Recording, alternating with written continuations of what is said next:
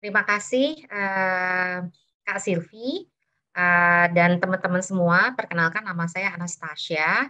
Saat ini, di hari ini saya akan menyampaikan materi tentang, leadership ya. Mmm, Mungkin, saya akan mulai sharing, my screen. Mohon diinfo kalau ternyata, apakah screen-nya sudah terlihat atau tidak. Iya, baik, Kak. Jadi, di hari ini, dalam 1 jam, mudah-mudahan dalam 30-40 menit ke depan, saya akan menyampaikan materi ini, sehingga nanti setelah materi selesai, kita bisa berdiskusi mengenai apa sih yang menjadi pertanyaan, teman-teman. Nah, untuk memastikan, agar supaya pertanyaan tidak lupa, mungkin nanti teman-teman juga bisa tulis pertanyaannya di chat. Jadi nanti, jika ada pertanyaan pada saat kita selesai, saya akan bacakan satu-satu atau mempersilahkan teman-teman untuk bertanya langsung. Ini hanya untuk memastikan bahwa tidak ada, pertanyaan, yang tertinggal, ya. Oke, hari ini, saya akan membawakan materi mengenai, menemukan dan, discover and leverage leadership capabilities for your career development. Jadi temanya adalah, kenapa, tema ini, atau topik ini saya bawakan untuk teman-teman, apalagi untuk teman-teman yang baru memulai karir ya, itu penting sekali untuk, menemukan tidak hanya menemukan, jati diri gitu ya dalam hal bekerja, tetapi juga banyak hal lah gitu, dan ini juga termasuk, memahami sebenarnya apa sih kemampuan saya, apa sih sebenarnya kemampuan leadership saya, dan ini adalah hal yang saya percaya sangat penting untuk teman-teman pelajari, sehingga nanti pada saat sudah mulai menaiki jenjang karir, kemampuan ini akan semakin, tajam ya untuk teman-teman nanti menunjukkan siapa sih gitu istilahnya teman-teman di dunia kerja nanti. Dan sebenarnya pemahaman mengenai kemampuan kepemimpinan ini juga akan sangat baik dan nanti akan bisa membantu teman-teman pada saat merencanakan, career development atau istilahnya, peningkatan karir di masa depan. Nah, sebelumnya, saya akan perkenalkan diri saya dulu, nama saya Anastasia, biasa dipanggil Tasya, dan saat ini saya menjabat sebagai Head of Marketing atau Director di Arla Indonesia. Arla Indonesia itu punya 2 perusahaan, di Indonesia, joint venture dengan Indofood dan Arla Foods Amba. Kategori yang kita pegang, lumayan, bervariasi ya, mulai dari susu, keju dan sebagainya. Kalau pengalaman saya, di dunia marketing udah 20 tahun, tapi kalau berbicara mengenai kepemimpinan di organisasi itu sendiri, saya sudah 8 tahun di, leadership, position, dalam arti, posisi yang paling tinggi ya untuk di, marketing division. Nah, kalau berbicara, kepemimpinan pasti kita juga berbicara sebenarnya seberapa banyak sih, orang yang pernah kita lead gitu ya. Nah, kebetulan saya, sudah, mempunyai pengalaman yang, cukup ya dalam hal memimpin, tim yang masih jumlahnya kecil mungkin sekitar 3 orang gitu ya, sampai dengan tim saya yang terbesar yang saya pernah, divisi yang pernah saya handle itu kurang lebih sekitar hampir 100 orang ya, 90 orang. Dan ini juga memberikan, istilahnya pengalaman kepemimpinan yang, berbedalah pada saat kita berbicara, me-manage hampir 100 orang dan me-manage hanya, 3 orang gitu ya. Dan selain dunia profesional, saya ini juga istri dan ibu dari 2 anak, bisa dilihat di sini foto anak-anak saya dua-duanya kebetulan perempuan. Dan sebenarnya kalau saya bilang, berbicara mengenai tantangan gitu ya dalam kepemimpinan, saya pikir memimpin 2 anak itu lebih sulit daripada memimpin, teman-teman di kantor gitu ya. Karena kalau di kantor kan, emosinya nggak terlalu involve, tapi sebenarnya kalau punya anak remaja tuh kayak cobaan tiap hari lah gitu ya dalam hal emosinya. Jadi, I think ini juga yang sebenarnya cukup menarik. Jadi pada saat kita berbicara kepemimpinan sebenarnya tidak hanya di dunia kerja, bahkan sebenarnya dimanapun kita berada, apakah nanti teman-teman, berkeluarga gitu ya, atau misalnya, punya proyek-proyek di luar, kantor atau bahkan sekarang itu sebenarnya udah, merupakan salah satu cara untuk meningkatkan kemampuan, kepemimpinan, teman-teman nanti ya. Sebentar saya lupa matikan handphone yang ini, eee Oke. Nah, mmm, dan kalau, berbicara mengenai kepemimpinan, sebelumnya saya ingin mengajak teman-teman untuk tahu dulu nih gitu, sebenarnya apa sih kepemimpinan atau definisi dari kepemimpinan itu.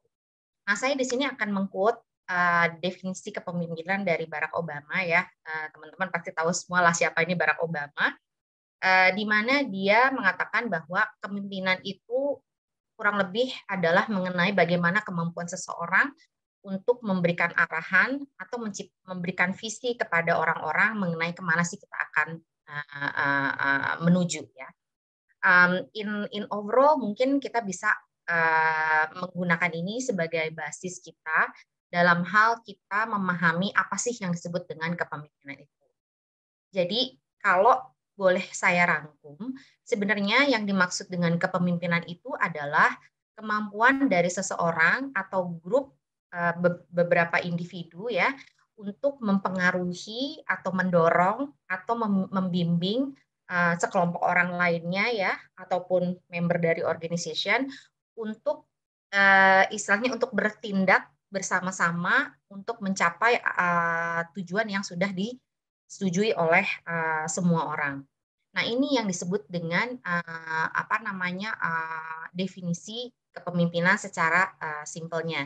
Teorinya banyak, tapi, menurut saya ini sudah cukup cukup mudah dipahami karena, dalam konteks ini nanti kita akan ke depan berbicara apa sih dengan yang dimaksud dengan, kepemimpinan. Nah, kalau berbicara tentang kepemimpinan mungkin teman-teman juga udah, pernah dengar ya, gaya-gaya kepemimpinan. Ada kepemimpinan yang katanya, micromanage, semua diperintilin gitu. Tapi juga ada kepemimpinan yang, ya udah pokoknya dapetin aja hasilnya, mau caranya terserah lu gitu kan misalnya. Nah sebenarnya gaya-gaya kepemimpinan itu memang, gaya yang satu dengan gaya yang lainnya itu memiliki, kelebihan dan, kekurangan. Masing-masing tuh ada pro and cons-nya, tapi semuanya tuh penting. Kenapa penting? Karena lingkungan atau organisasi, pekerjaan yang berbeda antara satu dengan yang lainnya, tentunya membutuhkan gaya kepemimpinan yang berbeda. Contohnya, kalau kita berbicara di creative agency ya, mungkin nanti teman-teman ada yang masuk ke creative agency. Creative agency itu merupakan organisasi yang saya bisa bilang sangat jauh dari hierarki. Jadi mau dari level yang di bawah sampai level CEO, kadang-kadang mereka kalau lagi brainstorming, ya brainstorming bareng aja gitu. Dan mereka ini juga sangat tidak rigid dalam jam bekerja misalnya. Mau masuk jam 9, mau masuk jam 10 terserah, tapi juga malam-malam pulangnya bisa jam 11, jam 10 malam gitu. Jadi sangat tidak rigid gitu. Nah, tentunya gaya kepemimpinan di organisasi seperti ini nggak bisa tuh diterapkan ada organisasi yang namanya, jenis kepemimpinan namanya otokrat. Jadi, itu tuh model yang istilahnya commanding, harus datang, harus ini. Kalau diterapkan gaya seperti itu kan yang ada nanti yang namanya anak-anak kreatif kan harus di-encourage ya, diciptakan lingkungan kerja yang menyenangkan, jadi mereka tuh kayak, "Wah semangat, gue punya ide ini, punya ide itu," gitu istilahnya. Nah, ini tentunya, membutuhkan, gaya kepemimpinan yang mungkin lebih, demokrat atau bahkan visioner karena akan berbicara banyak mengenai konsep dan sebagainya ya.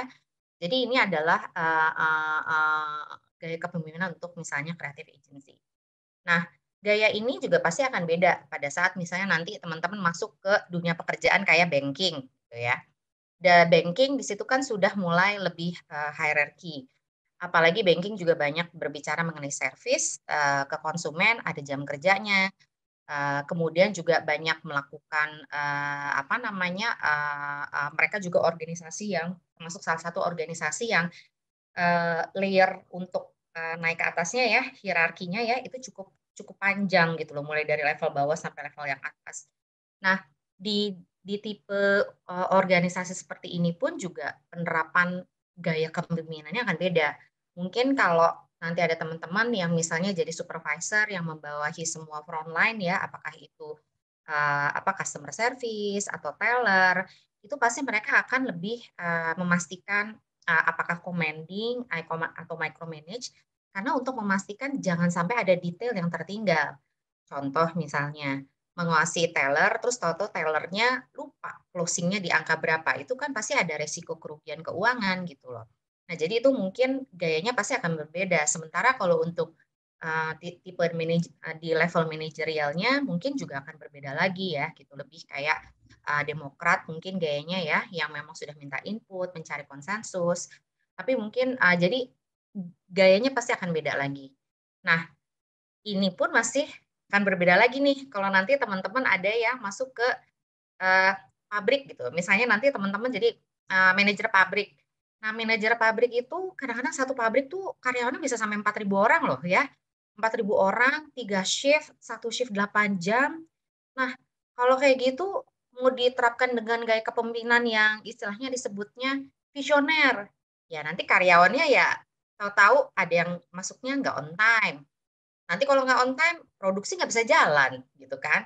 Jadi memang justru di tempat-tempat seperti ini, yang commanding itu sangat sangat sangat diperlukan. Karena kebayang kalau misalnya satu shift itu ada satu shift kalau kalau karyawan pabrik ada 3.000 aja, satu shiftnya 1.000 orang.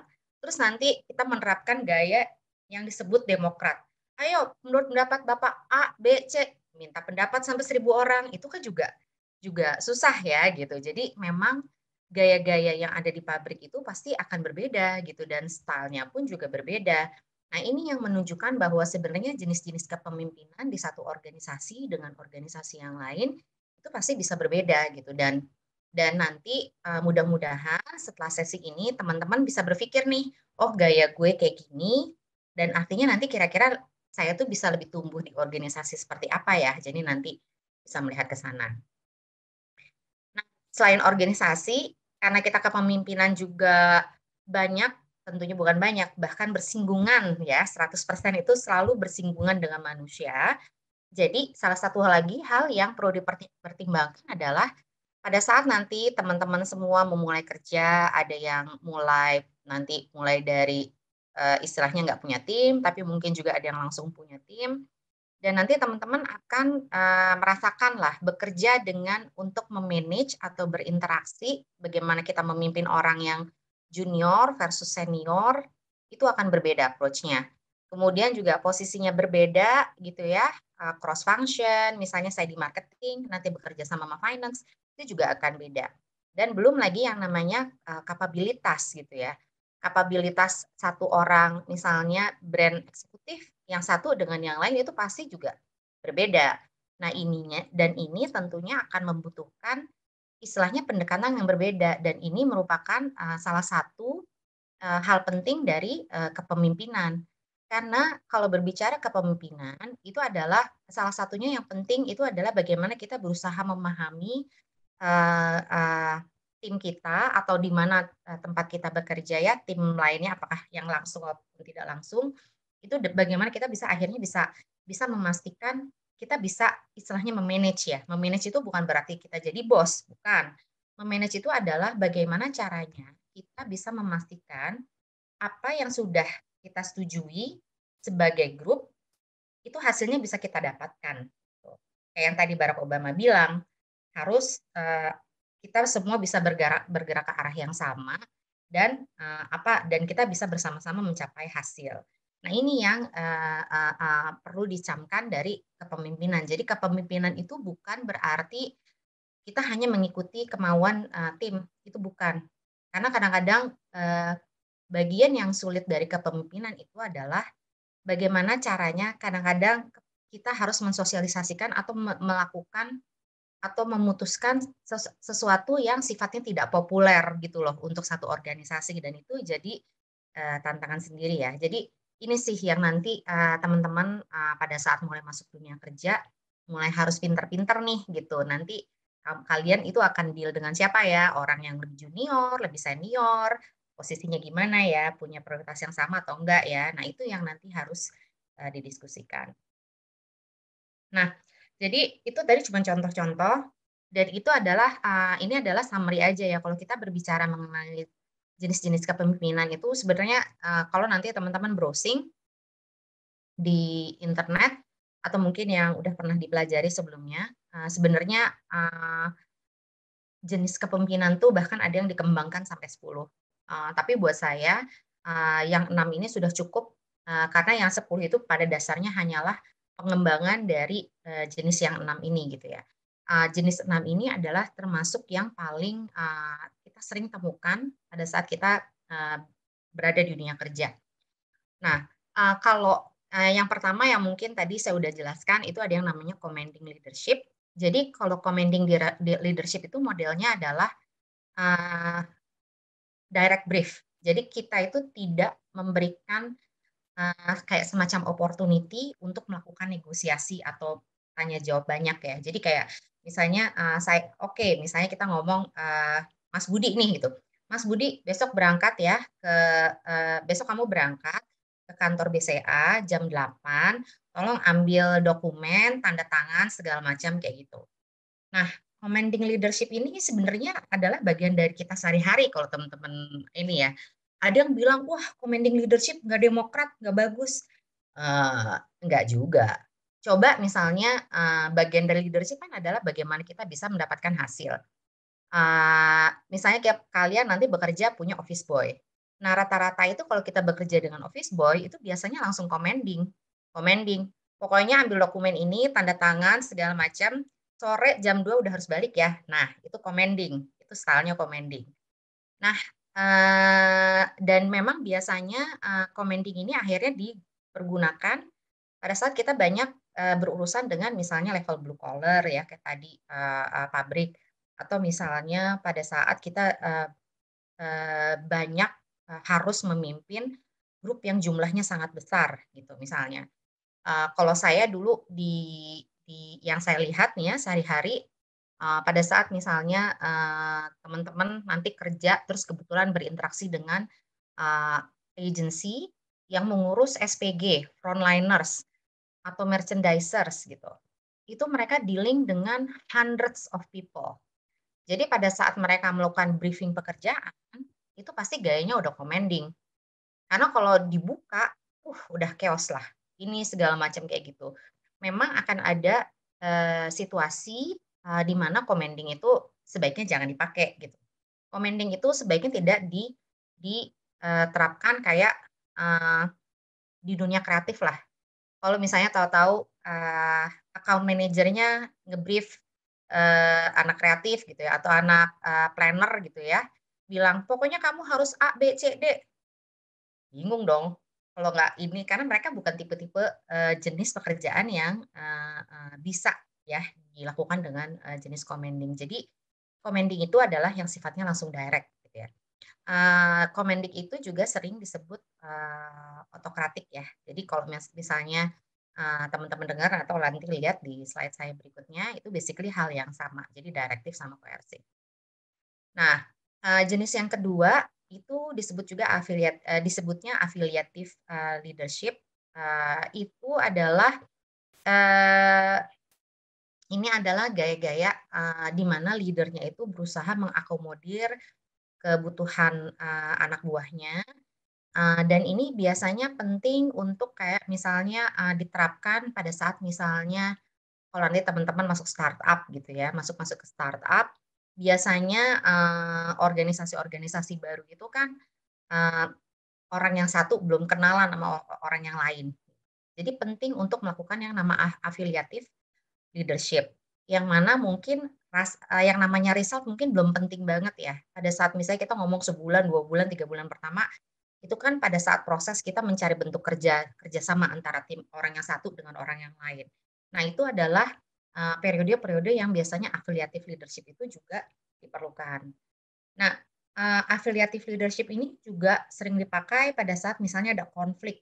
Nah, memang nggak di semua company itu, suka ada konflik, tapi kebetulan saya pernah di perusahaan yang mengalami konflik ya, jadi sempat ada konflik. Ini affiliative leadership ini biasanya dibutuhkan gitu, karena kalau tidak ada, dan organisasi atau orang-orangnya, bisa bubar dan malah jadi kontraproduktif gitu ya. Affiliative leadership di sini belum, not necessarily di sini maksudnya dibilangnya fokus on harmony rather than result, bukan berarti nggak ada hasilnya, hasilnya akan ada, cuman memang nggak di-push gitu istilahnya. Karena yang paling penting adalah bagaimana menjaga integritas dari satu, tim, istilahnya kebersamaan itu ada. Jadi bisa, later on pada saat, bonding-nya udah cukup kuat, dan biasanya manajemen akan ngerasa, "Oke, this is the time untuk kita, push further," gitu ya. Itu, affiliative leadership. Nah, demokratik ini yang sebenarnya, menurut saya paling banyak ya dilakukan apalagi di beberapa perusahaan yang sudah established, kemudian juga, apa namanya, apalagi kalau untuk multinasional ini cukup umum ya. Jadi, demokratik ini juga disebutnya participative leadership. Jadi biasanya yang disebut dengan participative leadership itu adalah, pemimpin tidak serta-merta menempatkan diri mereka sebagai bos, tapi justru sebagai lebih kayak, koordinator atau bagian dari tim itu sendiri. Dan biasanya pada saat, democratic leadership ini biasanya, apa namanya, bagaimana tim itu bisa engage bareng untuk memahami satu masalah, kemudian, ada dialog mengenai, "Oke, kita percaya nggak masalahnya seperti ini?" Tanyain tuh satu-satu. Terus kemudian kalau masalah yang kita agree percaya seperti ini, artinya solusinya apa aja? Diskusi lagi. Kalau solusinya udah agree, dan bagaimana kita implementasi. Itu nanti ada diskusi lagi dan habis itu baru eksekusi itu. Dan pada saat eksekusi baru tuh nanti mulai, ya istilahnya, bantu sama lain. Nah mungkin, participative leadership ini, bisa disebut, sebagai salah satu, cukup balance ya. Dia sebenarnya hampir sama dengan, cukup dekat ke, apa namanya, ke afiliatif. Cuman kalau afiliatif itu, fokusnya tuh lebih kayak, apa namanya, hubungan antar tim itu sendiri. Jadi not necessarily, berbicara sementara kalau demokratik bukan yang nggak ada, tapi, aspek personalnya itu not necessarily sekuat, afiliatif. Jadi kayak misalnya, kalau saya berbicara misalnya bekerja di, apa namanya, kalau sekarang ya, kalau nanti kebetulan ada teman-teman yang biasa bekerja dengan organisasi di luar, democratic leadership ini cukup apa namanya, sering diterapkan.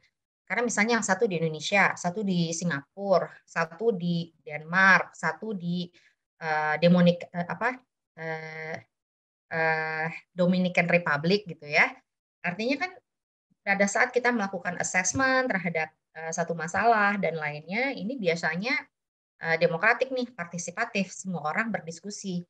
Tapi apakah akhirnya hubungan antara karyawannya itu, eee, bond-nya akan kuat atau tidak, not necessarily gitu. Which is itu berbeda sama afiliatif, karena balik lagi karena situasinya orang satu di sini, beda tempat gitu. Jadi memang, demokratik ini yang paling sering, dipakai, khususnya untuk, berdialog ya, pada saat kita berfokus untuk, mencari solusi. Nah, itu yang, democratic leadership, selain itu ada yang, pace setting, leadership. Pace setting ini kenapa disebut pace setting, karena basically dia ngejaga, istilahnya kita sebutnya drum beat, pokoknya, fokus ke gimana caranya kita bisa drive performance. Biasanya kalau leadership yang seperti ini lebih kayak ngomong, "Oke, gue ada isu apa, kita agree," itu ngomong-ngomong soal masalah, percaya solusinya itu biasanya sangat cepat lah gitu ya. Karena memang, apa namanya, environment-nya juga, cepat dan biasanya mereka istilahnya sudah ada trust yang cukup tinggi antara anggota yang satu dengan yang lainnya, sesama anggota, timnya itu. Jadi mereka udah nggak peduli lah yang A ini caranya kayak apa, yang B ini caranya kayak apa, yang penting lo kasih gua result, gitu. Jadi yang penting, "Oke lo mau apa? Pokoknya nanti gampang deh, gue registrasi produk pokoknya keluar Januari." "Oke terserah lo mau jalannya kayak apa, terserah. Yang penting Januari gue dapetin itu," gitu. Itu pace setting leadership. Jadi biasanya pun pada saat kita bekerja dengan pace setting yang kita tracking itu adalah progres dari result itu sendiri. Jadi benar-benar ini adalah, kalau kita bicara, performance driven, apa namanya, organization ini adalah seperti ini. Jadi organisasi yang sangat berfokus terhadap result. Itu biasanya penerapan gaya pace setting leadership itu jadi berasa banget gitu ya. Nah, yang kelima ada yang disebut visionary leadership. Nah, visionary leadership ini biasanya penting banget, apalagi kalau kita berbicara mengenai ambisi perusahaan di masa depan gitu ya. Nah, ini jadi kita berbicara nggak cuman kenapa kenapa leader itu penting banget punya yang namanya visionary leadership. Karena salah satu jebakan kepemimpinan itu adalah kita kita melakukan yang namanya push terhadap anak buah bekerja, nanti apalagi kalau ternyata kompleks masalahnya ya, wah pusing, ini nggak selesai. Sebulan, 2 bulan, 3 bulan, 4 bulan, 5 bulan, 6 bulan, masih belum dapat. Biasanya suka frustasi tuh. Frustasi, terus orang-orang mulai bertanya, gue ngapain ngelakuin ini ya? Gue ngelakuin ini, emang mau ngapain sih perusahaan? Nah itu banyak banget tuh pertanyaan-pertanyaan kayak gitu. Nah makanya kepemimpinan yang visioner gitu ya, yang melihat jangka panjang ini juga perlu diterapkan. Dan ini biasanya, gaya ini kita keluarkan apalagi kalau kita melihat timnya udah mulai, apa namanya, ada ini penting karena kalau enggak nanti tim itu bisa, kehilangan trust terhadap pemimpin itu sendiri gitu. Karena, I think, ini adalah karena gini, apalagi kalau kita berbicara ke level-level yang sudah cukup istilahnya bukan entry point lagi ya, tapi yang memang, menengah ke atas gitu ya. Karena kan pada saat I think sama lah, pada saat kita berjalan atau melakukan sesuatu kan kita selalu pengen tahu kan, kita melakukan ini untuk apa. Kalau kita tidak bisa memberikan visi itu ke tim kita, nah itu artinya, timnya bisa bingung gitu. Nah itu yang namanya visionary leadership. Jadi memang dia, adalah kemampuan untuk menciptakan, visi jangka panjang. Dan gaya-gaya ini, itu juga banyak sering dipakai oleh, pemimpin bangsa ya. Sebutlah mulai dari, JFK gitu ya, atau Barack Obama gitu. There is a long term vision, visi jangka panjang yang dia tuh udah punya dan tugasnya dia adalah bagaimana semua orang bisa melihat jangka panjang itu, gitu. Jadi kayak misalnya, di beberapa organisasi, apalagi kalau yang sudah cukup established ya, itu biasanya nanti akan ada beberapa proses yang disebut 3 tahun, 5 tahun vision, bahkan ada yang sampai 10 tahun gitu. Jadi kita bayangkan 10 tahun dari sekarang, kita mau bawa kemana nih perusahaan, gitu misalnya. Atau kita mau bawa kemana nih brand yang ini. Oh mau jadi market leader kah? Atau mau jadi strong number 2 kah? Atau mau jadi atau kita berbicara mengenai share atau mengenai size of business, ini adalah bagian dari visionary leadership dan bagaimana kita, mampu membawa atau membagikan atau mengajak atau membuat orang melihat tujuan jangka panjang kita seperti apa, sehingga mereka tidak merasa kayak tersesat atau tidak merasa "Gue melakukan ini nih kayak cuman kayak sia-sia," gitu. Karena kadang-kadang ada beberapa proyek atau kerjaan yang sifatnya mungkin rentangnya 3 bulan. Tapi kayak misalnya nanti kalau ada teman-teman yang bekerja di NPD ya, saya ngomong NPD nih, jadi inovasi di perusahaan farmasi, itu bisa berbicara ngomong rentang waktu 1 sampai 2 tahun untuk satu produk. Dimulai dari ide sampai itu diluncurkan itu bisa sampai dengan 2 tahun. Kebayang nggak kerja 2 tahun, terus kayak nggak jelas ini mau diluncurin atau enggak ya produknya, itu bisa bisa membuat yang namanya tim atau orang yang ngerjain itu jadi frustasi gitu loh. Nah makanya visi ini jadi penting untuk ditanamkan ke, tim yang kita pimpin. Itu visionary. Nah untuk coaching leadership ini beda lagi. Kalau coaching ini biasanya mulai diterapkan pada saat kita dealing dengan, orang-orang yang lebih, senior. Jadi yang sebenarnya maksudnya coaching itu adalah kita memimpin orang, membimbing orang melalui pertanyaan. Jadi, biasanya, orang tuh harus bedain ya antara coaching dan mentoring gitu ya. Kalau coaching itu it's all about, kita sebagai pemimpin itu harus, membantu anak buah kita untuk bisa perform dengan lebih baik, tapi dengan cara, tim itu bisa menemukan solusinya sendiri, gitu. Nah, ini sebenarnya adalah bagian dari, ini adalah style yang merupakan bagian dari pengembangan terhadap anak buah kita. Jadi kayak misalnya saya gitu ya, kalau lagi berdiskusi nih, kan kita biasanya ada checkpoint ya, checkpoint bulanan ataupun checkpoint per 3 bulan. selalu ada sesi 1 jam. So what do you think? So gimana gimana kondisi kamu? What do you think about the environment? So how do you feel? Terus dan kita tanya if you feel that way, so what do you think that makes things better? Do you think that would be the best, or do you think is there anything else that you think that we need to anticipate? So basically questions, questions, questions. Kenapa approach ini penting untuk diberikan ke anak buah? Karena as part of pengembangan kemampuan karyawan, ada yang namanya istilahnya kalau kita kerja, terus kita bisa menemukan solusi sendiri, itu kan juga menambah rasa pede-nya karyawan ya. Nah itu fungsi dari coaching leadership gitu. Jadi memberikan kepercayaan, membantu membangun rasa pede-nya karyawan atau tim mengenai kemampuan dirinya sendiri gitu. Jadi kalau misalnya mereka bisa sukses, mereka ngerasa, oh iya itu kan dari gue gitu. Walaupun nanti kita yang bantu mereka menemukan jawaban itu melalui pertanyaan. Nah coaching ini ya emang agak nggak semua orang tuh bisa, belum ini ya sekarang tuh lagi trending kan ya coaching ya.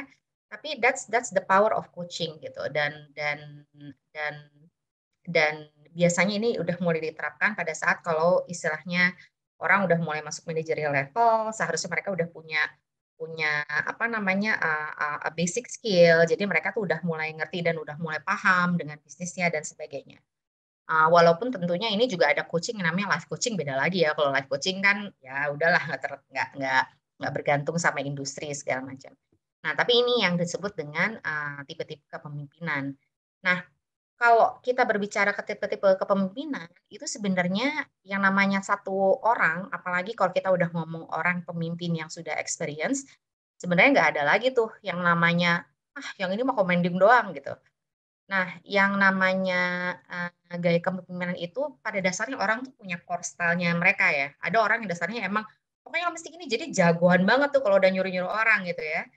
Tapi kalau dia begitu terus dari awal mulai karir sampai akhirnya dia dia berapa tahun gitu ya, itu biasanya juga tidak akan istilahnya akan sulit bagi orang tersebut untuk berkembang. Karena kalau kita kita berbicara mengenai pengembangan karir ya ke depan, apalagi nanti apakah itu nanti mau di satu perusahaan ataupun mau di apa namanya di perusahaan yang berbeda, kita pasti akan terus berinteraksi dengan berbagai jenis orang yang berbeda. Mulai dari yang kita kayak ngefans, wah orang ini baik, nyenengin banget kerja sama dia mah beres nggak pusing gitu ya. Sampai ada orang yang ih ngeselin banget sih, gila gue udah bingung mau ngomongnya gimana lagi gitu. Nih orang kayaknya nggak ngerti-ngerti gitu. Atau kalaupun ngerti, kok dia nggak mau ngerjain ya gitu. Apa dia sentimen sama gue gitu kan. Mulai deh tuh baper ya. Nah cuman itu adalah salah satu sebenarnya kita tuh justru harus berpikir itu adalah peluang buat kita melatih gaya kepemimpinan kita gitu. Jadi jangan dibawa baper gitu. Nah, karena akan bertemu dengan banyak orang, biasanya semakin kita berkembang, kita akan mempunyai yang namanya disebut gaya kepemimpinan yang sudah diadaptasi gitu. Dan ini banyak banget nih metode-metode HR sekarang yang digunakan untuk senior level ya, untuk melihat sebenarnya gaya kepemimpinan awal seperti apa, tapi untuk mengakomodasi kebutuhan perusahaan, akhirnya dia berkembangnya seperti apa, lebar gitu kadang-kadang. Ada yang di stretch sampai lebar banget, ada yang cuma stretch-nya kecil gitu. Jadi ini yang namanya gaya kepemimpinan itu biasanya akan berubah gitu dan istilahnya beradaptasi ya gitu ya. Bukan berarti yang lama hilang tidak, tapi beradaptasi dan akhirnya pun misalnya kita melakukan psikotes gitu ya, dilakukan di tahun 2021 sama tahun 2025 sama 2030, hasilnya bisa berubah-berubah. Walaupun yang core-nya juga akan tetap ada, tapi kepemimpinan yang sudah diadaptasinya pun berubah-berubah. Seperti saya misalnya bekerja di Indofood yang fully local company, itu berbeda dengan pada saat saya berbicara dengan Johnson Johnson yang multinasional, atau misalnya dengan pada saat saya sekarang memimpin apa namanya joint venture-nya Arla dan Indofood, itu adalah dua organisasi yang berbeda. Cara saya pun berbicara dengan tim Arla dan tim Indofood pun berbeda gitu. Karena itu adalah bagian dari leadership bagaimana kita bisa memanage yang namanya stakeholder nih gitu, pemangku kepemimpinan yang ada dari masing-masing organisasi. Nah, Jadi ini kalau kita ngomong nih, kalau di tengah nih ada kalau di tengah nih ada ini ya, ada, apa namanya, kalau di tengah nih ada jarum nih bukan kompas ya. Kalau kita misalnya nyetir gitu ya, kita harus tahu kapan kita main jadi visionary, kapan kita main jadi demokratik, kapan kita harus pace setting misalnya, atau bahkan coaching momennya itu di mana. Nah ini, jadi kita harus harus tahu kapan kita mau ke kiri, ke kanan, mau lagi jadi, super friendly atau enggak. Nah ini adalah bagian dari kemampuan kepemimpinan yang nanti kalau teman-teman ingin mengembangkan, karir ya gitu, masuk sampai ke level yang paling atas, ini yang seharusnya nanti dikembangkan ya, gitu. Nah, sekarang mungkin saya akan berbicara mengenai journey dari kepemimpinan itu sendiri ya, jadi perjalanan dari kepemimpinan. Orang tuh kalau berbicara kepemimpinan itu selalu berpikir, wah dengan mimpin orang lain, which is itu sebenarnya, bukan. Kalau kita berbicara kepemimpinan itu mulai dari diri kita sendiri. Jadi yang namanya leading yourself. Kemudian kalau kita sudah terlihat mampu gitu ya, atau misalnya kalau kita bekerja di kantor, orang-orang melihat, wah ini orang udah mampu nih mimpin diri sendiri, pasti mulai tuh nanti leading others. Leading others itu bisa jadi leading bos sendiri, jangan lupa nanti kalau kerja yang namanya bos itu sebenarnya juga kita harus pimpin ya gitu. Kemudian juga ada leading lateral, ini namanya lateral leadership. Lateral leadership itu adalah sebenarnya, bagaimana kita bisa memimpin orang lain yang tidak ada di dalam unit kita gitu ya, apakah itu yang sejajar maupun yang di atas dan lainnya. Dan yang terakhir juga yang leading others yang paling penting itu bukan paling penting, yang nanti biasanya pada saat kita naik naik jenjang karir ya, adalah leading down. Jadi kita memimpin, anak buah kita sendiri. Nah itu juga, apa namanya, akan berbeda. Nah setelah leading others biasanya nanti semakin kita naik jenjang karirnya, kita mulai tuh berbicara mengenai leading business. Dan leading business ini kita banyak berbicara mengenai bagaimana kita melakukan transformasi bisnis, atau change management, itu banyak hal ya, misalnya bagaimana kita melakukan pengembangan organisasi, kalau memang kita melakukan pengembangan organisasi atau strategi yang baru, bagaimana kita bisa memastikan hal ini tersosialisasi baik dengan tim itu juga tetap motivasi, itu udah topiknya beda lagi gitu. Nah, untuk hari ini, tentunya saya tidak akan berbicara banyak mengenai leading business karena ini harusnya, target audiensnya juga beda lagi ya gitu kan ini, banyak banyak hal yang cukup kompleks juga. Nah sekarang, fokus presentasi kita ini adalah bagaimana kita bisa mengembangkan kemampuan untuk memimpin diri sendiri dan nanti juga memimpin, orang lain ya. Nah, part pertama mengenai, self leadership atau kepemimpinan diri sendiri, itu, kenapa sih penting gitu ya. Ini Bill George ini adalah salah satu PhD, I think dari Harvard, dia juga sebelumnya pernah jadi CEO, saya lupa di perusahaan apa. Tapi ini menekankan pentingnya kenapa sih, self leadership itu penting, karena, self leadership itu paling penting karena orang yang paling susah atau ditaklukkan itu sebenarnya adalah diri sendiri ya. Contoh misalnya kayak, eee apa namanya, males lah, kadang-kadang kayak, aduh deadline udah deket banget, males banget, itu mulai dari, self leading kan sebenarnya. Dan yang kadang-kadang buat orang Indonesia nih kebanyakan, kebanyakan kita tuh masih agak sungkanan ya, adalah termasuk juga bagaimana kita take responsibility atau bertanggung jawab terhadap pengembangan diri kita sendiri. Nah, kadang-kadang kita maunya banyak, tapi pada saat apa aja sih, atau misalnya paling gampang, orang tuh gampang banget kayak, "Gue mau jadi manajer 3 tahun dari sekarang." Oke, terus caranya bingung. Nah, itu yang sebenarnya harusnya kalau kita mau berbicara mengenai pengembangan jenjang karir dan leadership, itu harusnya iniin ya, diartikulasikan gitu. Jadi kita mulai clear, oke untuk ke sana artinya apa aja nih. Kalau misalnya aku mau jadi, misalnya nih aku dari, misalnya aku brand eksekutif gitu misalnya ya, tapi aku punya aspirasi, aku sebenarnya setelah 6 bulan di brand, aku ngerti banget nih, wah kayaknya brand nggak cocok nih buat gue kayaknya maunya ke sales, 3 tahun lagi gue mau jadi sales manager. Nah, tapi gimana ya caranya gue mau jadi sales manager? Oke, artinya mungkin gue harus pindah divisi dulu. Nah, untuk nunjukin gue worth it bisa pindah divisi, apa yang perlu gue tunjukin nih? Misalnya mungkin bisa mulai nunjukin negosiasi skill-nya bagus, mulai menjual diri ke tim-tim, ke bosnya tim sales, kemarin saya bantuin nego ini loh," gitu, segala macam. Atau misalnya tim sales pada saat presentasi ke key account, "Ikut aja, aku boleh ikut nggak?" Gitu, "Boleh, entar aku bantuin ini, bantuin itu." Jadi itu adalah cara yang subtle ya, yang istilahnya, halus untuk membantu kita mendevelop diri kita dan memastikan bahwa kita tuh bisa pelan-pelan mengarah ke career path yang kita inginkan gitu. Jadi makanya yang paling penting itu adalah sebenarnya bagaimana kita, bisa mengetahui apa sih sebenarnya yang kita kita mau dan kita mampu. Jadi mau dan mampu ya ini harus penting, dan bagaimana dengan dasar kemampuan itu, sebenarnya kita bisa nih melakukan pengembangan kemampuan gitu ke depannya. Jadi sebenarnya itu, jadi mau, mampu, terus kembangin, udah 3 itu aja sih sebenarnya, ya.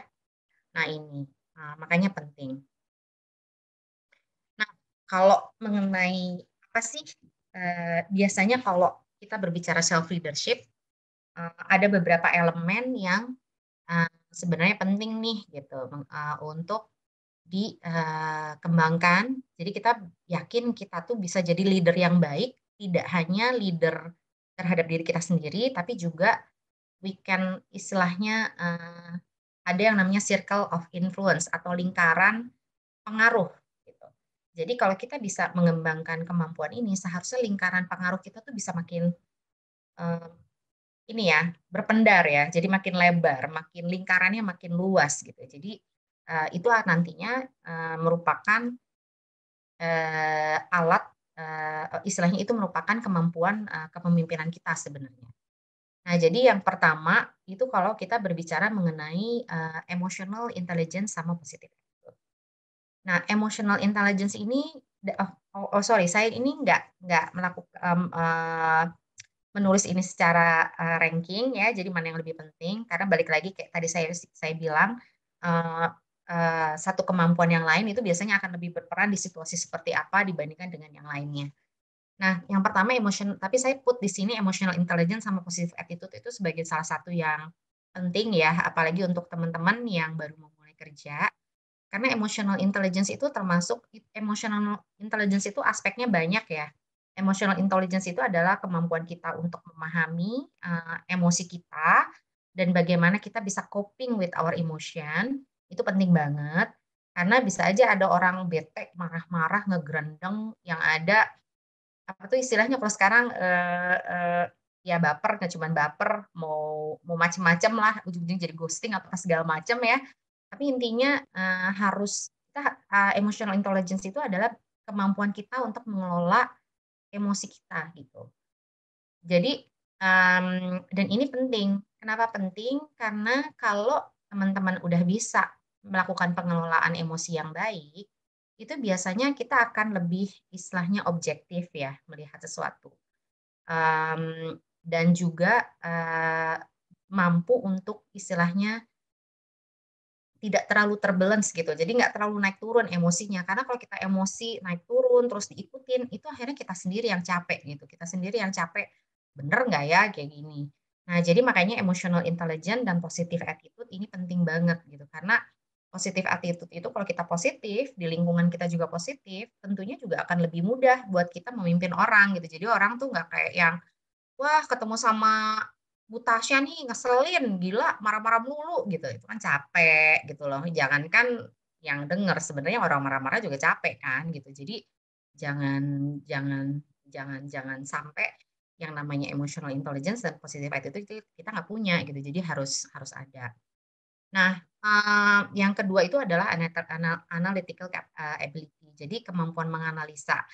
Kemampuan menganalisa itu nggak cuman mengenai analisa data. Jadi misalnya di akunting nih, pinter ngitung segala macam, atau di bagian business development pinter ngitung segala macam, tapi nggak pinter baca situasi. Nah, analisa ini penting nggak cuman pada saat kita melakukan hard facts yang kita kerjakan day to day ya, depan komputer segala macam, tapi juga bagaimana kita bisa mampu membaca, menganalisa situasi yang ada. Karena ini akan membantu kita bisa menempatkan diri juga. Jadi sebenarnya emosional sama analytical ability agak agak erat nih hubungannya. Yang ketiga itu adalah resource optimization. Jadi resource optimization itu adalah optimisasi, sumber daya. Orang tuh suka lupa sumber daya itu dipikirnya, tim, dan sumber daya itu selalu dipikirin timnya itu adalah tim yang selalu harus di bawah dia. Padahal yang namanya sumber daya itu adalah walaupun orang itu bukan bukan di bawah tim kita, tapi dia adalah orang yang penting untuk kita perform. Misalnya, contoh deh kita baru masuk, kita nggak punya anak buah, eee, tapi kita tahu yang namanya office boy itu ada, kita tahu ada yang namanya, sekretaris kantor itu ada, itu sebenarnya adalah, sumber daya juga. Dan selain sumber daya, sumber daya yang sering orang lupakan itu adalah waktu. Jadi bagaimana kita bisa memaksimalkan, waktu dan, siapa yang bisa bantu kita untuk deliver. Dan resource di sini juga berbicara mengenai kemampuan kita membuat prioritas, menyampaikan prioritas kita ke orang-orang yang, penting, terhadap kita, kayak misalnya bos atau bos yang lain, prioritas. Jadi, poin nomor 3 selalu berbicara mengenai, prioritas juga ya. Nah, nomor 4 itu adalah productivity atau performance management. Kalau produktivitas, ini yang juga saya mau wanti-wanti, karena, performance management itu bukan hanya, melakukan, sesuatu jadi produktif. Misalnya nih gitu ya, yang kadang-kadang, orang suka lupa bilang, "Gimana kemarin?" Orang ngerasa kayak misalnya, "Gue udah bisa melakukan event, itu artinya gue perform." Padahal event is not the objective. The objective itu adalah sales dari event itu berapa, atau misalnya jumlah partisipan itu dari event yang dihasilkan itu berapa. Nah, jadi performance-nya bukan dihitung dari event yang berlangsung, tapi dilihat dari jumlah hasilnya dari itu. Nah, itu yang orang tuh suka lupa gitu dan kadang-kadang ini yang akhirnya, saya sendiri sering menekankan ke tim gitu ya, produktivitas, efisiensi, dan sebagainya itu, harus dilihat Indian objektifnya apa, tujuannya apa, goals-nya apa. Jadi selalu mengukur yang namanya performance, produktivitas itu dengan objektif. Event itu hanya tools, event itu bukan objektif. Event itu adalah tools, hasilnya adalah sales dari event itu sendiri. Atau misalnya kalau tujuan kita adalah trials dan artinya berapa orang yang kita bisa bisa rangkul, itu adalah hasil. Nah, itu yang jangan sampai teman-teman nanti mix up nih gitu, nanti di-brief, "Pokoknya lo bikin event segala macam." Kadang-kadang terlalu heboh mikirin event-nya mau kayak apa, sampai lupa objektifnya apa. Nah, ini yang harusnya nanti dipikirin ya. Nah, yang nomor 5 adalah mengenai, disebutnya effective communication. Effective communication itu, eee teman-teman juga mesti ingat bahwa yang namanya effective communication bukan berarti orang yang jago ngomong, sering ngomong, itu lebih efektif dibandingin orang yang nggak banyak ngomong. Karena yang namanya efektif itu adalah apa yang kita sampaikan, atau apa yang harus disampaikan, diterima dengan baik, dipahami dengan baik, dan akhirnya juga dilakukan dengan baik. Itu baru yang namanya efektif. Kalau ngomong doang, terus orangnya bingung, oke, jadi maksudnya yang mana? Itu nggak efektif juga. Orangnya nggak paham, nggak efektif juga. Orangnya nggak ngakuin, apalagi nggak efektif, artinya cuma ngomong doang. Nah, itu yang perlu dipahami pada saat kalau kita ngomong effective communication. Nah, yang kalau itu nomor satu sama nomor 5 tuh sering banget untuk diri sendiri ya, gitu istilahnya. Kalau aku ini lebih kayak surviving, apa namanya, tips-tips untuk survive di pekerjaan ini nomor satu nomor 5 banget nih, kalau nggak bisa, pusing banget. Nah, sementara kalau untuk sama nomor 6 juga kolaboratif. Nah, kolaboratif ini juga penting, artinya kita tuh open terhadap input orang, belajar untuk mendengarkan input, bukan siapa yang memberikan input, itu kayaknya yang paling susah ya. Jadi kayaknya kita kalau udah kesal sama orang nggak mau denger gitu. Itu apalagi yang masih muda-muda ya, masih semangat dan darahnya masih wah gitu. Jadi agak susah, tapi itu yang maksudnya kolaboratif. Jadi, gimana kita bisa, bekerja sama dengan yang lain, terus juga berusaha mendengarkan dan juga, istilahnya saling melengkapi lah gitu ya. Dan yang nomor 7 itu adalah, stakeholder management. Jadi stakeholder management ini termasuk juga networking ya. Jadi kalau kita bekerja nanti dalam satu organisasi, kamu coba tuh usaha untuk petakan gitu. Ini siapa ini siapa ini siapa gitu, dan kira-kira bisa bantu kamu di mana, atau kira-kira aku bisa bisa bantu mereka di mana. Nah, itu adalah networking gitu. Jadi networking, pada dasarnya sih kalau mau dibilang ya berteman gitu ya. Nah, memang, kalau kita ngomong personality type, saya sering lihat tuh di Twitter ada yang introvert katanya, jadi nggak suka bersosialisasi. Kalau saya boleh kasih saran, tolong jangan diikutin personality-nya. Saya sendiri juga agak introvert awalnya, tapi harus dipaksa sih. Ini yang namanya networking ini harus harus dipaksa gitu. Walaupun kayaknya, "Oh, this is out of my comfort zone," you have to do it, gitu. Kalau kamu mau berkembang, untuk bisa istilahnya mampu untuk memimpin orang lain, ya networking ini harus gitu. Karena susah kalau nggak bisa networking atau nggak bisa manage stakeholder, nanti gimana kita mau belajar bisa memimpin orang lain ya. Nah, yang nomor 8 ini, adalah kemampuan untuk berubah gitu. Jadi, apalagi kalau dia bisnis ya, dan saya yakin apalagi dengan digital yang namanya perubahan itu bahkan semakin cepat gitu ya. Apakah perubahan yang sifatnya datang dari dalam, internal, ataupun yang disebabkan dari di luar gitu ya, namanya perubahan itu selalu ada. Apakah perubahan itu cepat atau lambat itu hal yang kedua. Tapi walaupun dia cepat atau lambat, yang paling penting buat kita, apalagi nanti kita bisa ingin maju menjadi pemimpin, kemampuan kita untuk adaptasi terhadap perubahan itu sendiri. Kenapa ini penting? Bayangin kalau kamu tadi kita kan berbicara nih journey-nya, self leadership, terus lead others, terus lead business. Lead business itu kan udah berbicara mengenai change management, transformasi bisnis. Kalau kita aja nggak belajar dari bawah, gimana kita bisa beradaptasi terhadap perubahan, gimana kita bisa membayangkan diri kita nanti ke depan itu melakukan perubahan gitu.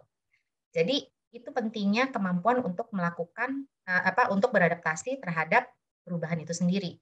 Dan untuk sampai di posisi puncak, udah mampu melakukan perubahan, artinya, mari kita dari awal nih berlatih gitu terhadap perubahan gitu, dan kamu lama-lama tahu nih, kenapa ini penting juga, supaya kamu juga tahu batas-batas kemampuan, mengantisipasi atau beradaptasi terhadap perubahan dari satu orang ke orang lain itu beda gitu, dan I think, supaya nggak stres kita kita harus ambisius, tapi at the same time juga juga jangan over ambisius, karena kalau sampai over ambisius, ujung-ujungnya bisa stres.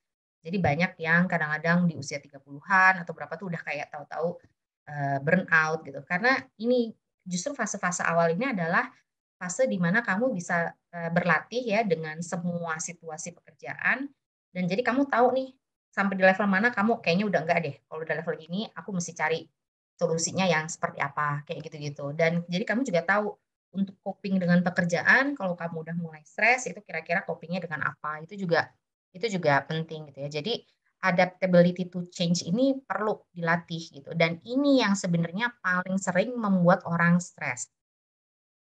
Kalau saya boleh cerita, ada beberapa project yang di-handle sama sama salah satu tim saya gitu ya. Dia adalah kayak semacam project manager untuk inovasi. Ada beberapa project yang tinggal pencet button, launching. Bahkan kita udah sampai kita kita udah punya konsep yang winning, produknya winning, di-approve FDA dengan apa namanya, dengan BPOM ya, maksudnya di-approve BPOM produknya, klaim-klaimnya udah kita terima, route to market-nya udah jadi, terus tahu-tahu perubahan direction organisasi global dan akhirnya project itu di-kill. Itu udah kejadian 2 kali apa 3 kali ke dia. Kebayang nggak stresnya kayak apa? Jadi kayak ngerasa, "Aduh, Mbak, jadi aku 2 tahun, 3 tahun ini jadi ngapain, Mbak? Apa yang aku bisa taruh di CV?" Segala macam. That's the dialogue yang aku harus bilang kan, convince gitu. But that's change gitu. Dan yang aku appreciate adalah setelah dialog akhirnya tetap semangat lagi untuk ngerjain yang project kedua walaupun setelah dikit lagi project ketiga gitu. But that's how you should be able to cope with change. Karena kalau misalnya nggak bisa coping, pasti frustasi. Pasti frustasi, udahlah gue nggak mau di sini lagi. Which is that's fair juga gitu. Mau pergi dari satu perusahaan juga nggak apa-apa, that's fair gitu. Cuman um,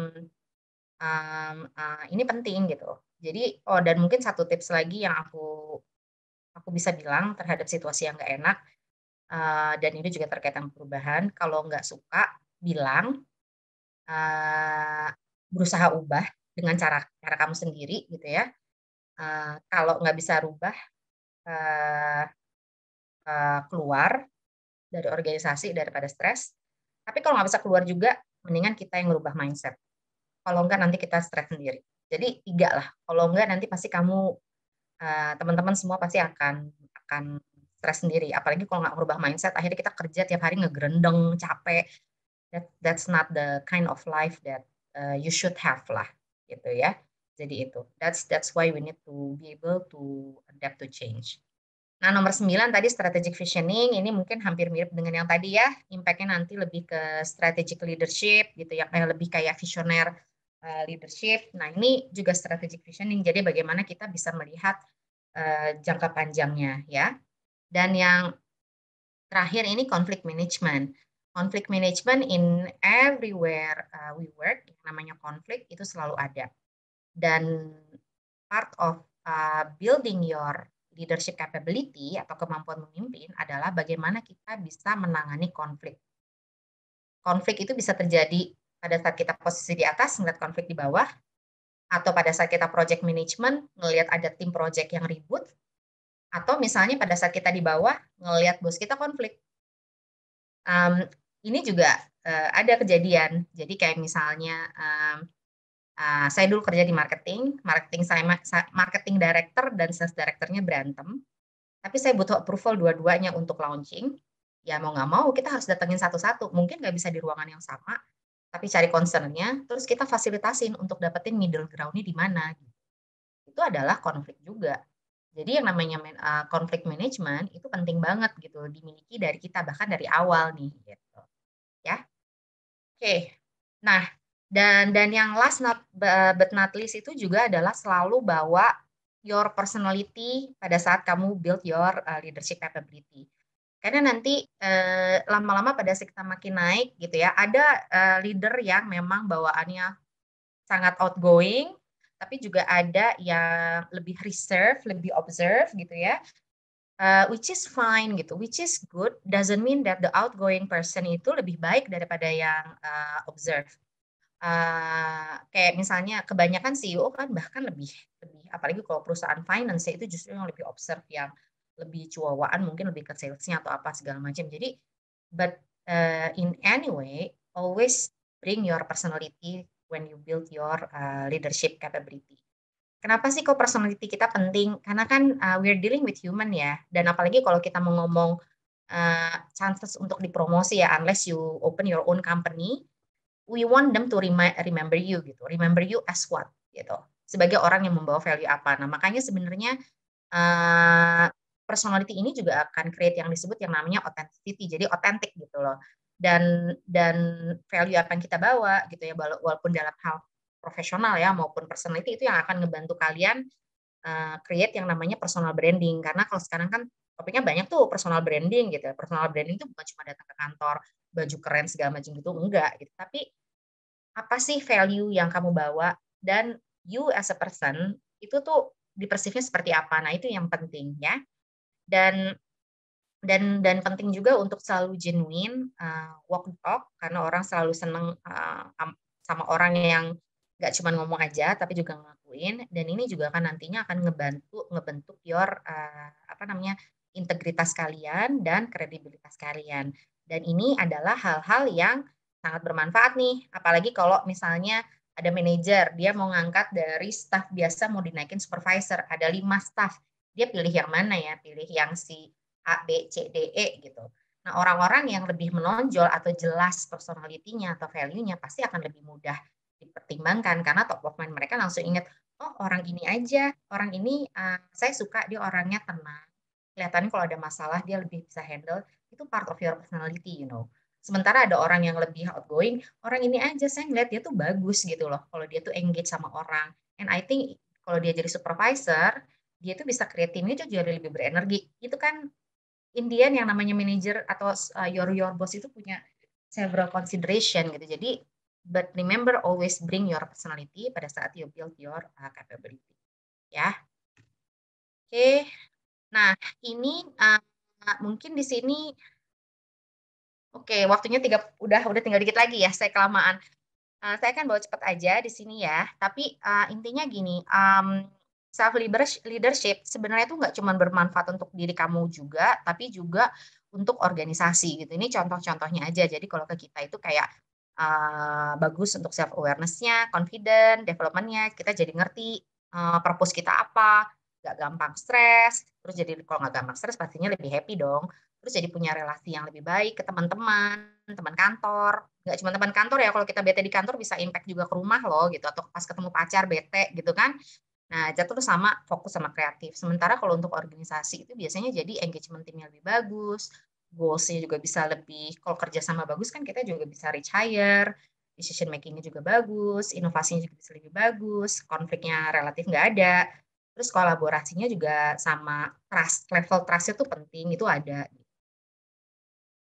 Nah, dan pada saat improve your leadership juga selalu berpikir bagaimana kita bisa memberikan impact ke orang lain khususnya ke beberapa hal tersebut. In summary, basically cuma 3 mengenai business goal sama resultnya, customer sama consumer-nya, dan yang terakhir organisasi atau people-nya. Karena kita nggak mau kita bisa build our career ladder gitu ya, leadership ladder, but at the expense of other people itu juga nggak etis ya buat aku. Jadi selalu pikirkan itu. Dan tapi pada saat kita melakukan self assessment bagaimana kita berkontribusi ke bisnis, consumer sama organisasi, pastikan itu jangan cuma kita sendiri yang assess dan percaya begitu, kalau enggak disebutnya halu ya. Terhalu mikir gue udah kasih ini, sebenarnya bosnya enggak ngeliat gitu. So make sure you do what we call a checkpoint. Setiap minggu, setiap 2 minggu atau apa, cuman ngomong casual kayak gini-gini about your performance, karena itu akan ngebantu kalian. Once apa yang kamu lihat itu sama dengan apa yang manajer kamu lihat, seharusnya nanti kalau misalnya you guys ask for promotion, harusnya lebih enak lah. Karena udah nggak capek-capek lagi. Jadi jangan debat mengenai, bukan debat, nanti ada biasanya tiap tahun tuh ada yang disebut performance review ya. Jangan hanya pada saat performance review baru kita ngomong gitu. Kalau enggak, your manager itu nggak akan ingat masa sih yang kapan segala macam. Make sure you make sure your achievement is being recognized that day. Don't wait until end year, gitu istilahnya ya. Nah, tentunya kalau mau ngomong soal leadership, karir, sebenarnya nggak cuma leadership, kemampuan manajerial sama functional capability itu juga penting. Nah, ini yang sebaiknya nanti teman-teman kalau udah mulai bekerja ya gitu, mudah-mudahan tempat pekerjaannya adalah perusahaan yang juga memikirkan bagaimana pengembangan kemampuan karyawan. Ini yang harus nanti didiskusikan. Pastikan teman-teman tahu apa sih yang dibutuhkan untuk naik gitu misalnya. Kemampuan apa yang harus saya tunjukkan. Nah, itu kalau misalnya ragu, tanya aja, nggak apa-apa. It's your right gitu. Itu hak kalian untuk tahu bahwa kalau saya mau naik, apa yang butuh di ini, apa yang kurang dari saya harus tunjukkan gitu. Itu harus ada. Jadi mau dibilang ambisius, ya kalau nggak bukan ambisius sih. Ambisius is kalau akhirnya kita mulai agak ngotot dan susah ya gitu. Tapi I think this is ini kayak yang tadi disebut di awal ya, bahwa you need to plan for your development juga gitu ya. Jadi itu harus ada. Nah, ini mungkin leading others aku share-nya simpel aja, tapi intinya kayak tadi saya bilang berusaha ngerti gitu ya untuk akomodatif dengan yang lain, tapi jangan terus-terusan kalau enggak kalian capek. Pelan-pelan harus dicari istilahnya jalan tengah, jadi nggak cuma kita yang kompromi, dianya juga harus kompromi dengan style kita. Jadi intinya lebih ke arah. Nah, jadi kalau nah sekarang kalau ngomong tadi kan saya bilang ada 3 ya, manage itu apa aja, ada manage up, lateral, sama manage down.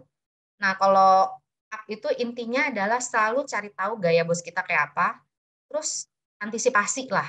kalau dia senangnya nanyain numbers melulu, jadi next time kamu ketemu numbers tuh udah ada gitu. Itu pasti kelihatan jadi bagus gitu.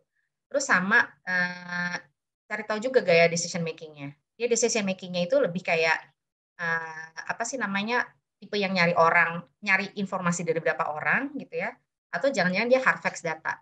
Kalau dia nyari informasi dari beberapa orang, cari tahu tuh orang yang suka ditanyain siapa.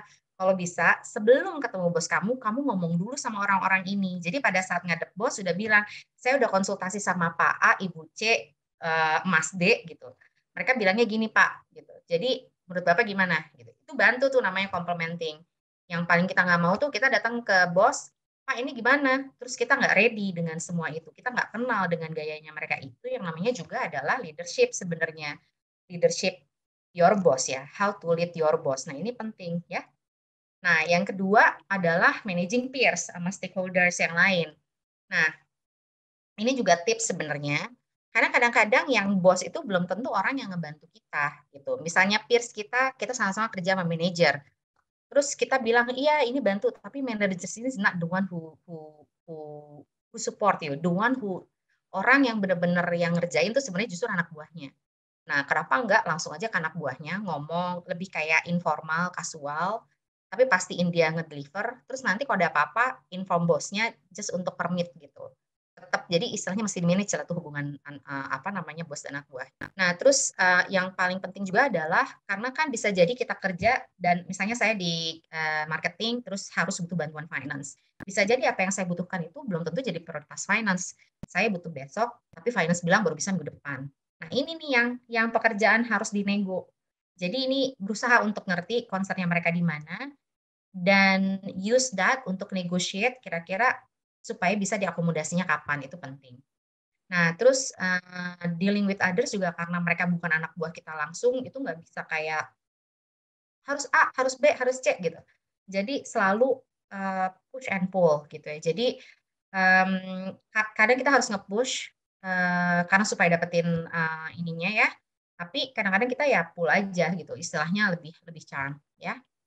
Dan yang terakhir ini yang kalau kalian saya kebayang apalagi kalau baru karena saya ingat 20 tahun yang lalu baru mulai saya harus leading project teman-teman projectnya itu bukan orang-orang yang junior semua ya by the way gitu yang cross function itu justru harus dealing sama yang senior dan belum tentu seniornya tuh yang ini ada aja yang unik ya yang harus kita hadapin tapi trying to be open mind uh, selalu cari tahu gimana caranya kita dealing sama orang-orang, apalagi orang-orang yang unik lah gitu.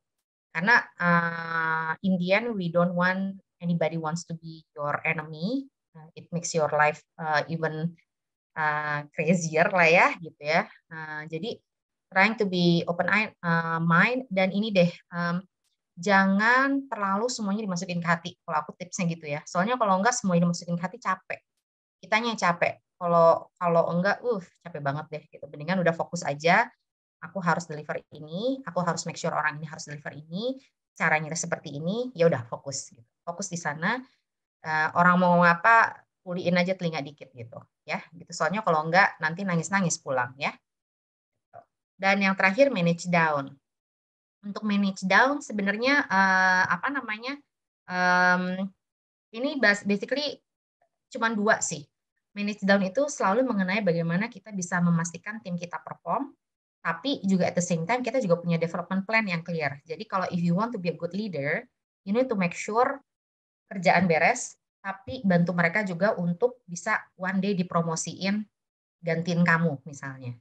Jadi jangan takut untuk kamu nanti diganti anak buah. Justru if you are a good leader, you need to make sure kamu punya suksesor sehingga pada saat kamu dipromot, ini ada. Karena kadang-kadang ada organisasi yang nggak berani promote orang ini, karena mereka nggak kebayang suksesornya orang ini siapa. Contoh kayak saya dulu pernah megang channel manager, Horeca channel manager, saya nggak setahun saya udah kayak, aduh, this is too much for me gitu. Saya excellent banget di sana gitu. Tapi sampai ada teman ngomong, Tas, kamu tuh terlalu excellent, orang tuh nggak berani ganti lu.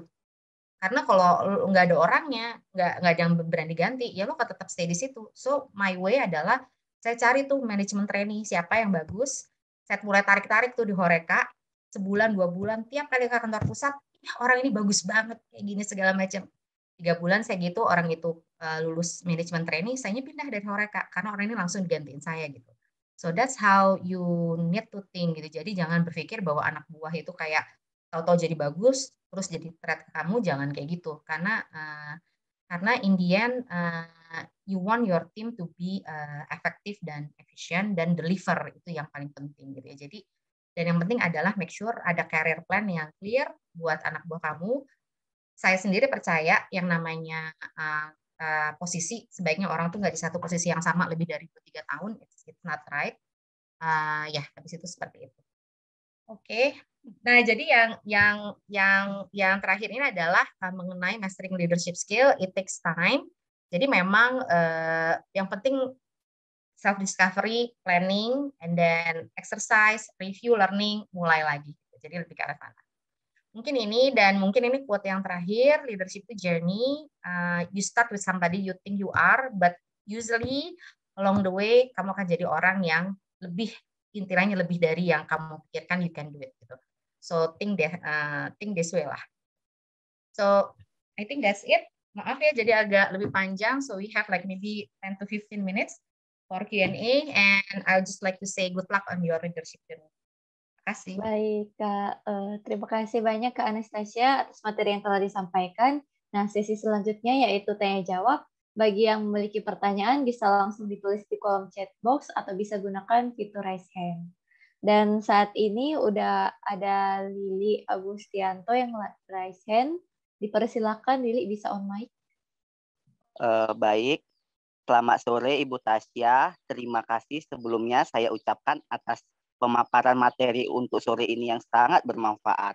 Perkenalkan, nama saya Lili Agustianto. Saya berasal dari Universitas Muhammadiyah Sumatera Utara. Saya ingin bertanya, Ibu, bagaimana cara memulai karir di bidang leadership, khususnya yang bisa naik level terus-menerus seiring dengan kita bekerja di perusahaan tersebut. Yang ingin saya tanyakan, Bu, apakah basic leadership harus dimiliki? Sebab saya sendiri, Bu, jurusan akuntansi, terus selama kuliah tidak mengikuti organisasi atau kepemimpinan lainnya. Terima kasih, Ibu. Hanya itu aja, Ibu. Oke, terima kasih Lili atas pertanyaannya. Pertama gini, apakah semua orang istilahnya gini? Pernah dengar kan quote atau ada pertanyaan is a leader is born or istilahnya lebih dilatih gitu? Apakah pemimpin itu karena dilahirkan atau lebih karena latihan? Nah, mungkin kalau kita berbicara kayak 20 tahun lalu atau mungkin pada saat perang kali ya, mungkin leader itu memang dilahirkan gitu, adalah orang-orang yang mempunyai bakat alami lah gitu ya untuk engage people, apa lihat segala macam. Tapi kalau saya melihat di dunia sekarang, leader itu tidak harus dilahirkan gitu. Jadi sebenarnya sejalan dengan pengalaman kita gitu ya, walaupun misalnya tadi Mas Lili nggak terlalu aktif di organisasi atau enggak, itu sebenarnya bisa sih Mas. Karena kebetulan saya juga punya beberapa teman yang organisasinya dulu waktu kuliahnya nggak terlalu aktif, tapi pada saat mulai bekerja, apalagi finance ya, finance itu kan sebenarnya nature-nya agak berbeda ya, nggak harus organisasi banget gitu ya. Tapi dia berhasil istilahnya memastikan pekerjaannya beres, dan pada saat dia mulai diperbantukan yang lain, dia bisa juga membantu timnya, sehingga dengan sendirinya dia bisa meningkatkan karirnya gitu. Jadi sebenarnya kalau kita ingin memastikan kita bisa menonjol, itu pastiin aja yang tadi deh, 10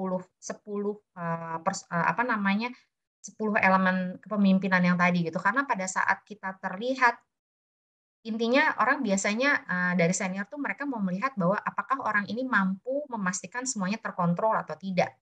Semuanya apa yang udah di-agree bisa di-deliver atau tidak. Dengan cara yang baik gitu. Nah, justru kalau saya boleh sarankan, nanti kalau pas Lili masuk kantor, lihat aja cara kerja organisasi Mas Lili itu kayak apa.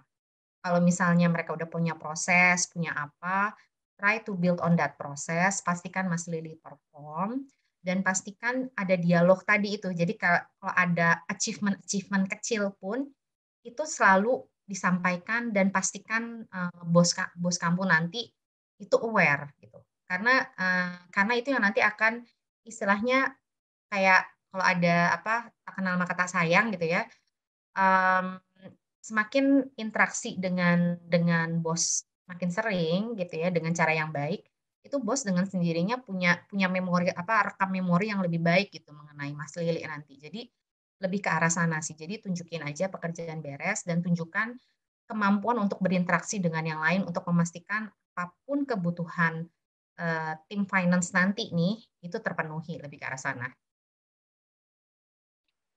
Baik, Jawab? Ibu Tasya, Ya. terima kasih. Berarti lebih ke hasil kerja dan Hasil lebih ke kerja skill sama interaksi, betul. ya Hasil kerja komunikasi. sama ya interaksi dengan yang lain itu dijaga ya. Kayak tadi Terima saya bilang kasih. kalau pemalu, ya dilawan dikit lah pemalunya ya. Siap, siap Ibu. Terima kasih Ya, ya Ibu. ya sama-sama Lili. Baik, terima kasih Lili yang sudah berani untuk bertanya. Selanjutnya pertanyaan dari Ahmad Rifai. Yang pertama, apakah dalam tipe leadership berkaitan dengan level jabatan seperti supervisor, manager, direktur, atau CEO? Misalnya supervisor lebih cocok commanding leadership, sedangkan CEO cocoknya dengan visionary leadership. Nah, menurut dari Kak Tasya sendiri, apa nih? Nah, jadi sebenarnya ada hubungannya, tapi tidak melulu ya, karena balik lagi jenis organisasi itu pengaruh. Supervisor, tapi kalau di creative agency nggak bisa sih pakai commanding. Itu di pabrik. Jadi memang posisi jabatan supervisor, manager sampai ke atas itu pastinya membutuhkan gaya leadership yang berbeda, tapi jenis organisasinya itu juga penting gitu. Jadi memang ada beberapa organisasi yang bahkan supervisor tuh harus commanding kayak tadi ya, creative agency atau misalnya managing SPG banyak atau merchandiser sampai seratusan atau bahkan ada perusahaan yang punya SPG sampai 2.000 gitu kan. Itu pasti mau nggak mau harus commanding gitu.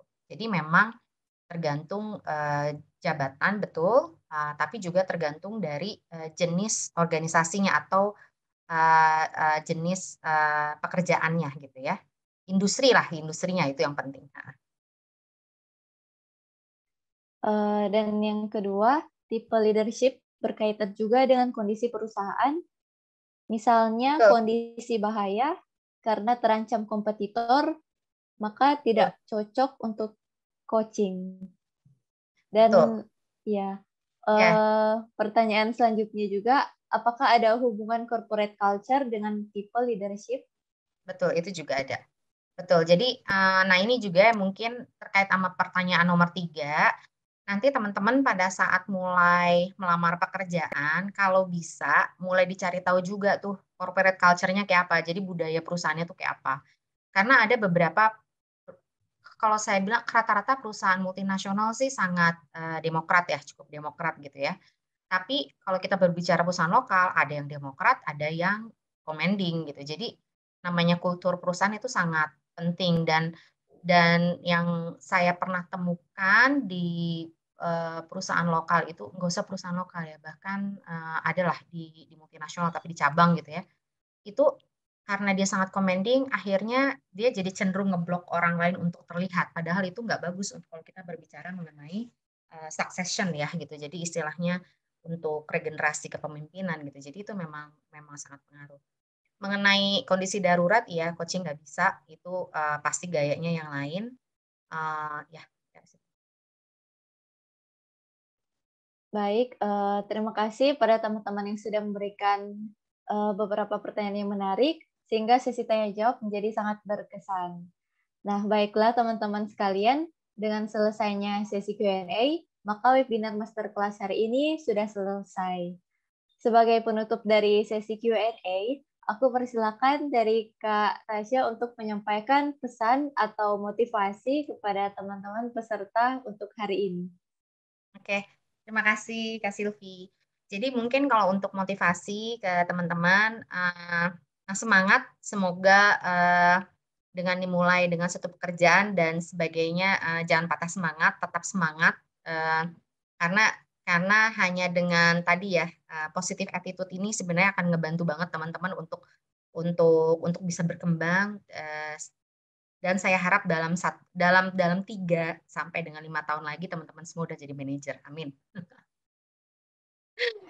Baik, terima kasih banyak Kak Tasya atas pesan dan materi yang luar biasa yang telah Ya, dibagikan pada hari ini. Baiklah, teman-teman semua, aku Sylvia pamit undur diri dan sampai jumpa di masterclass selanjutnya. Terima kasih.